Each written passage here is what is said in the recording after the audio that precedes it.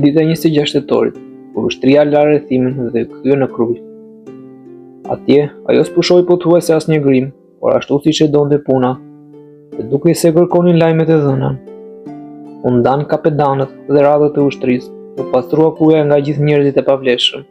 Për moshën dhe seksin u vendos një roje prej 2000 burrash. Pa pak erë period, italian, gjerman, ilir dhe gal përzier, të bashkuar, me gjithë këtë, me zemër e të lidhur me shpirt më tepër se ç'mund të thuhet. Siç e tregoi pastaj vetë përfundimi dhe fitoria madhështore e qytetit të shpëtuar. Prana Kontis zakonisht u la në dorë me pëlqimin e admirueshëm të të gjithëve drejtimi i gjithë punëve të qytetit, dhe drejta e komandimit. Zorë se mund të zgjidhej nga e gjithë ushtria, një i dytë, më i zot për këtë detyrë, dhe më i dashur për zemrat e ushtarëve. E të vërtetë ai ishte shumë i urtë, në rreziqe, njësoj i gatshëm për të bindur dhe për të komanduar, i mësuar pastaj, i lavdin ta ndante më fort me të tjerat se sa ta mbante për vete. Përveç kësaj, vetë bujaria e fisit, primëritë e bëra, mandej, gjatë gjithë jetës dhe hija e rënd, e fjalës dhe e moshës e bënin edhe më të nderuar për vegjëlin. Ai po të ish puna për të derdhur kundër djerës dhe për të gdhirë premtonte se kish përlëshuar duke luftuar me qëllim që mendimi i formuar për të nga e gjithë ushtria të mbetej i patundur.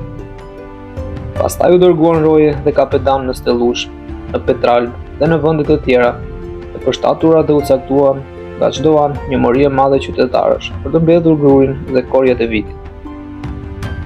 Por me qenë se gjatë atij viti, punimi i arave u la, si të thuash pas dore, nga Skënderbegasit, për shkak të vërtetësive të pambaruara të luftës dhe të armëve, që si lëshonin dot nga duart, dhe zorja dolën që të mbidhin që andej. Ushqime për 3 muaj, me gjithë këtë, ata i siguron ushqime nga kolonit dhe tregtarët venedikas, të cilat tonë se u asillnin fshehurazi, sepse gjatë atyre viteve ishin beslidhje ndërmjet eterve dhe otomanit. Me të ardhur grurin nga njëra e tjetra anë, mbushën plot gjithë ambarët e Krujës dhe depot e shtetit, duke llogaritur që ushqimet për ushtrinë të mjaftonin si duhej për tërë vitin. Gjithashtu, ushtrua sasia për drejtorëve dhe armëve në të çdo lloji, ndërsa pjesa më e madhe e rojve u pajis me dyfeqet dhe magreb.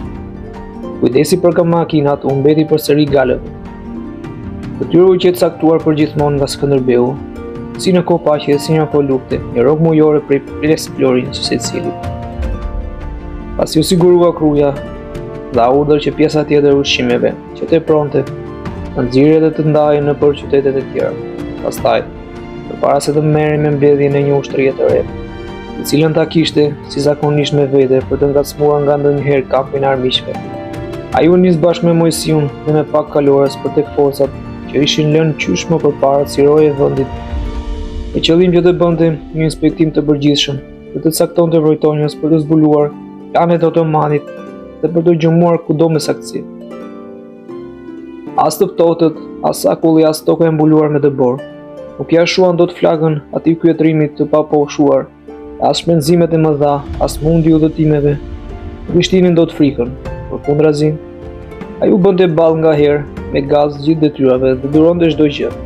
U shikonte për të vizituar herë njërën, herë tjetër qytetet, por ende i veshur me mallot bariu, rrezmureve të Svetigradit, pa e hequr nga mendja planin e vet të mëparshëm, por duke vënë ushtrinë në pritë dhe duke i bërë syt katër se mos gjente mundësinë t'i çonte otomanit qytetin nga duart. Me forcë apo t'ia rëmbente me dredhi, siç pa të bërë dikur.